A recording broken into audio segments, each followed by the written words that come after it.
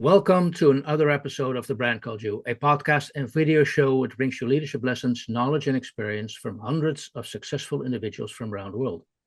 If you're new to the channel, please subscribe so you won't miss a new episode. I'm your host, Frits Bussemaker, and today I'm delighted to have as my guest Brewster Kahle. Brewster, welcome to the program. Thank you. Good to be here, Fritz. And Brewster, allow me to briefly introduce you to the audience before we get into our discussion. You're a computer engineer and internet entrepreneur. Graduated from MIT in '82 with an emphasis on AI. You developed the Wide Area Information Server, actually a pre-World Wide Web search engine, developed the first internet publishing system, created the Wayback Machine, and I would say what you're most famous for is being the digital librarian and founder of the Internet Archives. Numerous recognitions, awards, and appointments, including the Internet Hall of Fame, are recognized as one of the 50 visionaries who's changing the world. And when I look at the Internet Archive website, you have a singular focus, providing universal access to knowledge. Again, welcome. Thank you. Good to be here. Before we go into the Internet Archive, you graduated from MIT in '82. Actually, the year I started in Delft, which is the Dutch MIT, if I can make that claim. That was pre-internet. So you were there when the internet first was created. Did you know how big this was at the time? Sure. Yeah. Yeah. I mean, one of the things that by being in a place like MIT at that time, we could, because there was so much funding, we could kind of see the future. We could see the things that were going to be inexpensive, but weren't inexpensive yet. So we had personal computers. They just cost $100,000 each and was made by somebody that was down the hall. We had the ARPANET, and we were using email all of the time. We were building a supercomputer at MIT, and it spun off, and I helped start the company called Thinking Machines. Yeah, It was an AI company. So absolutely, it was we didn't have desktop publishing yet. Then Macintosh hadn't come out yet. I mean, but we knew all of this was coming. So the question is, what do you do with that technology that would be good? What would you want to, like, okay, if you knew all this is coming, what do you do? And I could only come up with two ideas. One was to try to protect people's privacy, even though they were going to throw it away. The other was build the Library of Alexandria for the digital age. And I tried to do the privacy one, and I found that it was too expensive to make the chips to try to protect people's phone calls with the technology of the day. So it would help the wrong people. It wouldn't help everyday people. It would help the mafia and intelligence groups and large corporations, and they didn't need my help. They had their own people. Yeah. So I went to Plan B, which was to try to build the Library of Alexandria, version 2. And to do that, we needed computers that could have the Library of Congress in it. We needed a network to be able to get to people. We needed protocols and people publishing on the internet. So once I helped try to get those done, and it wasn't all me, but there was, it was all sort of to try to get to build the library. By 1996, we had all those things built. We had free and open source software. Salt Stallman had done his thing. Tim Berners-Lee had done his thing. We had the supercomputers working. We had the ARPANET transition to the internet, made that commercial so that you could use it not just for Defense Department stuff. Then we could build the library. And what was awesome was people wanted to share. People wanted to share. And they were putting their lives and their ideas and their experiences into this new internet in this very open, trusting way. And so the idea of building an archive of all of that cultural heritage seemed like a natural step. And that's what became the Wayback Machine and the start of the Internet Archive. Yeah, because the way you describe it is people willing to share, people very open, sharing or sharing the information, which is almost in contradiction with what your plan A was. What if you allow? It's always sort of the flip Yeah, opposite, yeah, right? You yeah, don't want yeah, to, yeah. but you're absolutely right. I mean, you want to make it so that people feel safe doing so, that they're not going to get in trouble for sharing. Hmm. And not everything wants to be shared. And we're seeing corporations just become really bad actors, and betraying trust. And people are having, issues with what's going on, and for real. Is that a concern for you, by the way? Is that a concern, the fact that we're losing trust at the moment, also online? Oh yeah, Yeah. holy crow. So, No, it's a bonfire of trust out there that we're just and burning trust. It's hard to get it back. mhm. So we really need a level playing field. We need regulatory structures that aren't dumb. We need corporations to not just take advantage of every possible ways to exploit people. Um, so yeah, no, it's we've always had a balance. It just feels like the negative side is more in focus at the moment.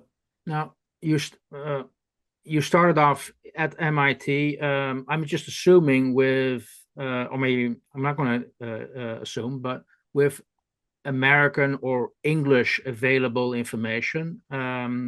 Do you is it covering the whole world? Is it covering all languages, all parts of this internet? The Internet Archive archives worldwide web pages by going and having crawlers go and find anything that's linked.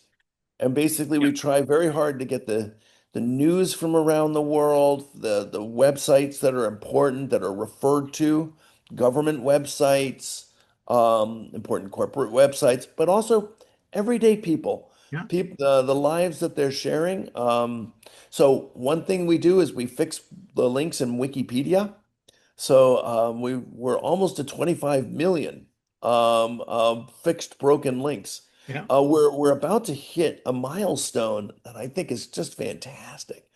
In a couple of weeks, the Internet Archive will have archived 1 trillion web pages from over 1 billion people. I mean, the level of sharing, the library is now bigger than it's ever been. It has more people's voices in it because of the last 30 years of people investing in other human beings, learning from them. I think it's a good news story.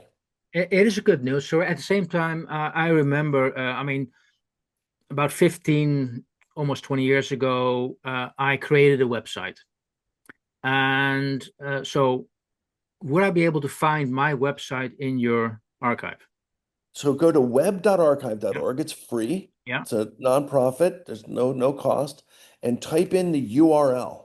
hmm, So the host name that you had, yeah. and hopefully we have not Okay, only one copy, but we have multiple over time okay. as your website evolved. I will Often for definitely. journalists, it's the only thing left of what it is they've done. I Try good. it. So it's a good resource. At the same time, because the reason I'm asking that, there's so I'm I'm based in Europe. Europe has this GDPR legislation, right to be forgotten, Sure. and there is enough legislation where people companies are forced to take down a website because it contained erroneous information. So Sure.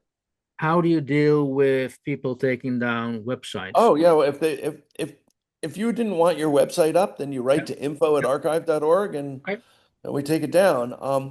And I think we also try to give context Mhm. for when did these sites happen, right? So we have a lot of things like the early AI schlop, right? We have the early, we have a record of sort of the evolution, the good, bad, the ugly of the whole Yeah, thing.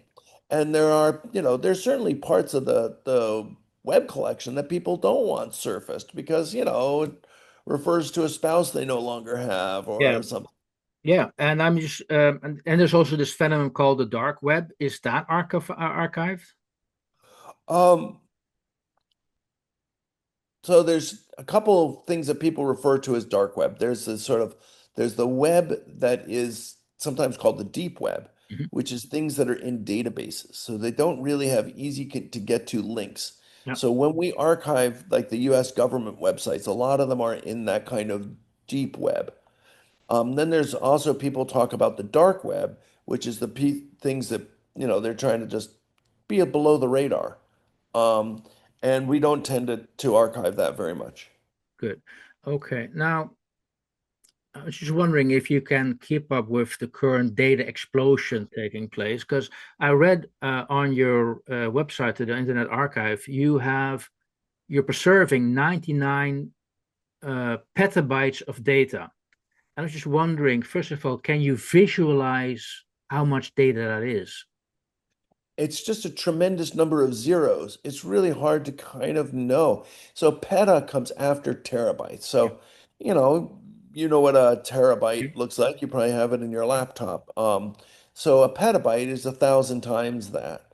And we're kind of in the, I don't know, I think we're at 175 petabytes. But so how big is that? If you just had the highest end hard drives and you just stacked them pretty much all together, you might have them spinning, but not by much. It would fill a shipping container. But that's about it. And but to give you kind of an idea of how advanced the computer technology has gotten, if you take all the words in the Library of Congress, just the words, um, a book is about a megabyte.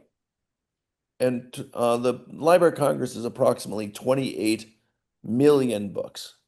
28 million books, 28 million megabytes, 28 terabytes. Yeah. That fits on one hard drive now. So the idea of having the Library of Congress in your desk, which was the dream of Vannevar Bush in the 1940s, we're there. Mhm. What isn't happening is the Library of Congress isn't in your desk. So the problem is we have brought up a generation sort of basically living that dream of being able to access information online, but the best information isn't there. One of my favorite lines of current affairs editor, he titled a piece, "The truth is paywalled and the lies are free."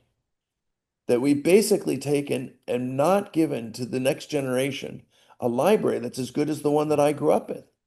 So they basically made sure that books aren't available to this next generation.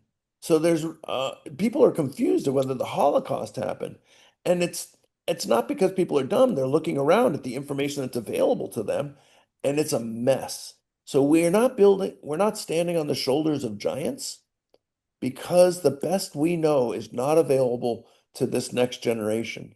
So everybody under the age of 40 has been brought up on what's on screens, and it's not the best we know. And it's causing, I would say, that's the publisher problems are a reason, maybe not be the only reason, but a reason that our civil society is starting to just have troubles. Okay. Now, has it been a smooth ride, smooth sailing, or has it been a bit Never. ride? So can you take us along a couple of, let's say, failures or mistakes you've made along the way, but say, hey, that's actually a very good learning, that's been a learning point for me, and how did you recover? Um, Oh, I guess the biggest faceplant, fail Mm. that's easiest to point out for me is after the financial crisis of 2008 to 2007, 2008, when the banks Yeah. caused severe problems. We tried to make a credit union, a nonprofit membership organization in the United States for people at the Internet Archive and the like. And the regulators just really, really didn't want to Mhm. have a new bank. They didn't want new credit unions. They basically just put them out of business. So they put them out of business at about one a day, and they don't want new ones. And so I didn't do my homework. Mhm. So I looked at I wanted a nonprofit bank. I wanted it membership driven. I wanted, all of that sounded good, but I didn't look at the trend that basically the government, they just wanted gigantic monopoly um, banks. So what's the lesson learned there? Prepare yourself better. do a little bit of homework Mhm. on, sort of, is there a reason why this, didn't happen? So when we started the Internet Archive, we wanted to have different legs of the stool in different places, like in Alexandria, Egypt, Mhm. in Amsterdam, and in Canada. Okay, what are And those places? Is there, I mean, Alexandria? yeah, they sort of the cultural centers. Okay. Canada is still sort of part of the United States, but we work with them really well.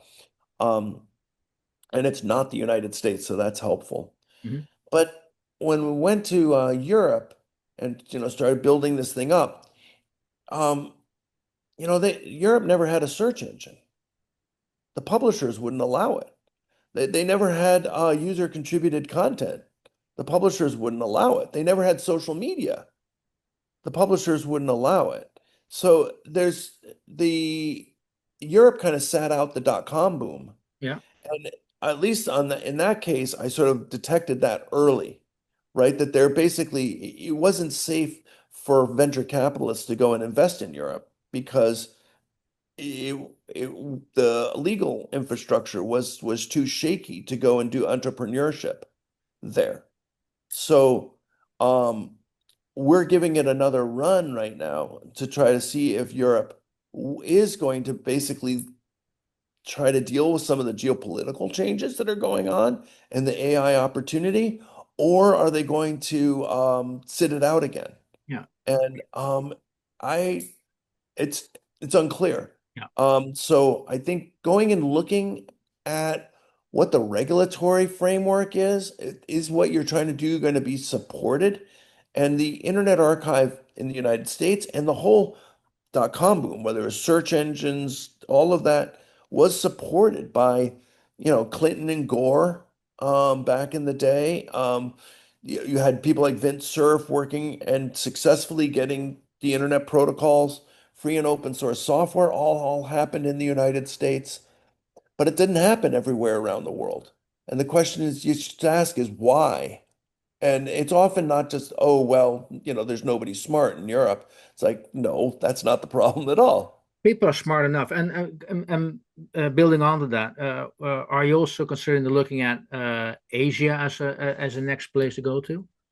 Um, we worked with the government of China and the government of India for book digitization at a massive scale. Things kind of chilled with China. It's more challenging, but we're still working along pretty well with the government of India as they're building their digital libraries. China is kind of going things on their own, as Okay. best we can tell. Okay. Um, hey, a couple of things. I don't know if it's becoming personal or not, but you've been doing this so long. What keeps you motivated? What drives you to spend so much time on this? People saying thank you. Yeah. It's really kind of that simple. If people just appreciate what you do, Yeah. then it is real motivation for springing out of the bed and doing it some more. And there's always need.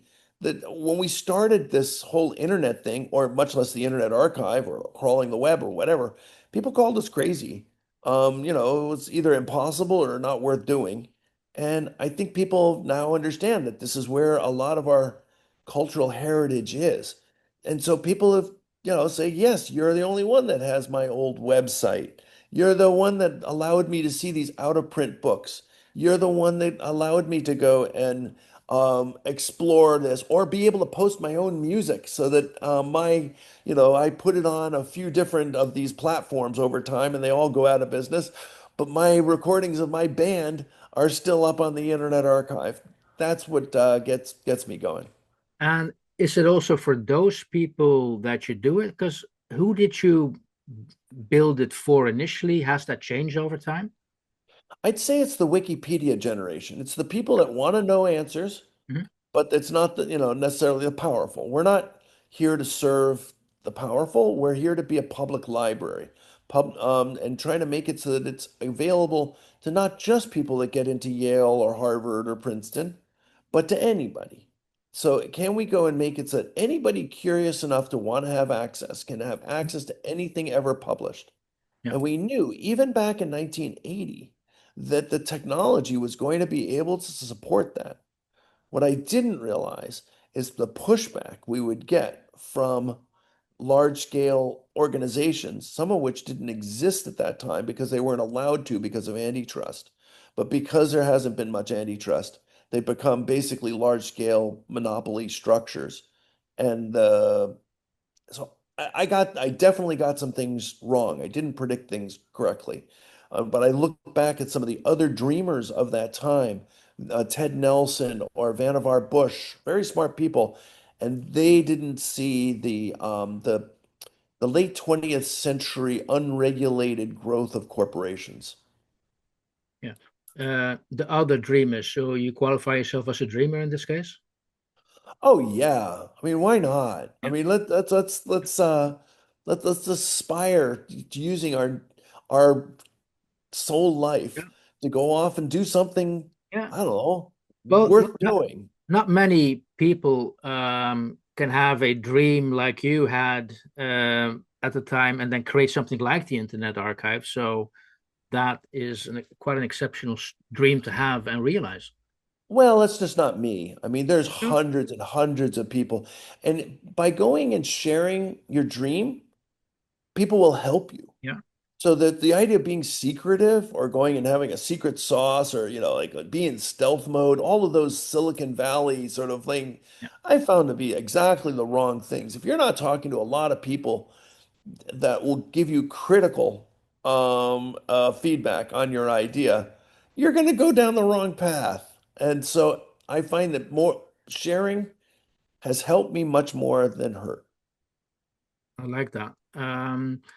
Now, what inspires you? Is that people, books, music? What? So hey, that actually is helping me to go forward. I find inspiration by looking at people in previous generations, usually by reading Hmm? and finding out which one of their things worked and didn't work. I get convinced by almost anybody that argues, well, you get these podcasts or you get TED Talks or whatever, and they sound very convincing. But going back and looking at ones from 20, 30, 50 years ago to find out what worked, what didn't. So when we hit the financial crash in the United States, I went back to the New Deal in the United States to try to find out how did they deal with a depression and what worked. Some of those ideas were terrible.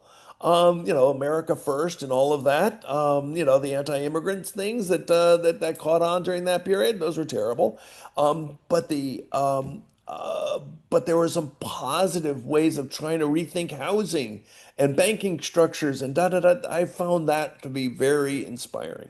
Yeah, you remind me actually of a series of postcards called "En l'an 2000" in French, the year 2000, which they produced around 1800 in Paris. And they asked an artist, "Can you explain what the year 2000 would look like?" And that's looking 100 years ahead. And it's remarkable how much they were able to predict. So there's a lot to be learned from history about what your future could look like. I absolutely. I love the dreamers. So in the early part of the internet, we had all of these ideas. People were bringing what they wanted to have happen to this new technology. Unfortunately, they were mostly disappointed at the end of the day. Citizen journalism, having democracy work better, all sorts of things that we had dreamed of. So, but they weren't wrong. Their dreams are right. Our technology let them down. So we should go and remember what it is those dreams were and build it better the next time. So that we kind of let's go and put those on the agenda. So that hey, make it so that you can go and publish on the internet and make some money and get 80% of it, not a drib or drab that comes out of some, ad-based platform, something or other, whatever, right? How do we go and make it so that we can have people live their fullest in a decentralized, in a game with many winners, Mhm. not just a few. That's what we should be striving for. And the technologies will always let us down, so we need to go and reinvent them and take another run. Okay. Hey, time is moving so fast, Bruce. So, I have so much questions for you, but just a couple of that I want to pick out.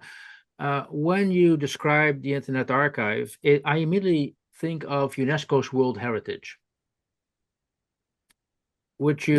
Are you happy with that comparison, that thought, that link? I'd say we're more of a library. A library. A library is a place that you can think different new thoughts and try to go and make something worthy of being in the library. So a library is a set of resources for you to come up with your own ideas. So it's not a museum. A museum has a story it's trying to tell you. A library is not a story. Good point. It is a set of resources. And it allows you to go and use that material in ways that the publishers were never intended. Like you can go back and look at old newspapers and find your grandparents, those sorts of things. I'd say the Internet Archive strives to be a library for the digital learner. And does that also mean that, given what you thrive to do, that other libraries take inspiration in what you do? Because libraries also need to modernize and change what they do. Oh yeah, we work with libraries all the time. We crawl the web for 1,300 other libraries, including lots of national libraries and universities, and so we all work together. Libraries work together, and the Internet Archive has skills that we make available. Like we digitize books from 500 different libraries. We're getting when libraries don't want the materials anymore, they donate them to the Internet Archive. We preserve them forever and digitize them and make them available that way. So they have a new life. So don't think of it as throwing things away. Think of it as flipping digital. Yeah. So we just got 400,000 European theses from the last couple centuries from the University of Leiden. So we're starting to digitize those and make those available. We're doing all the agricultural records from around the British Empire from the last 100 years. And that's where AI is going to come in to be able to go and help make us make climate GPT, which is a really important project to go and use these new technologies to help us with our big problems. So the library is here for resources to be able to come up with new thoughts. Yeah, thank you for sharing that, Brewster. One final question for me before we unfortunately have to go again. How do you want the world to remember you? I just want the world to use libraries and digital libraries going forward. I'm just a librarian footnote. I mean, just try to think of the great libraries of the history. It's like, nope, can't. And that's okay. Yeah. This is a service profession. This is we enable and empower other people. So I just want libraries to exist in a time when we have a clampdown of publisher control over information and what people think. And that's not just traditional publishers, but definitely the traditional publishers. And also now more and more what these platforms are on the internet. At the authoritarian swing is not good for libraries. So we have a rough road going on right now. Okay. I can only end this conversation, Brewster, with following lots of people before you, but thank you for what you've done. Well, thank you. And I look forward to talking with you again. Will do. Hey, thank you so much, Brewster. This was The Brand Called You with Brewster Kahle. Thank you so much. Thank you for listening to The Brand Called You videocast and podcast, a platform that brings you knowledge, experience, and wisdom of hundreds of successful individuals from around the world. Do visit our website www.tbcy.in to watch and listen to the stories of many more individuals. You can also follow us on YouTube, Facebook, Instagram, and Twitter. Just search for The Brand Called You.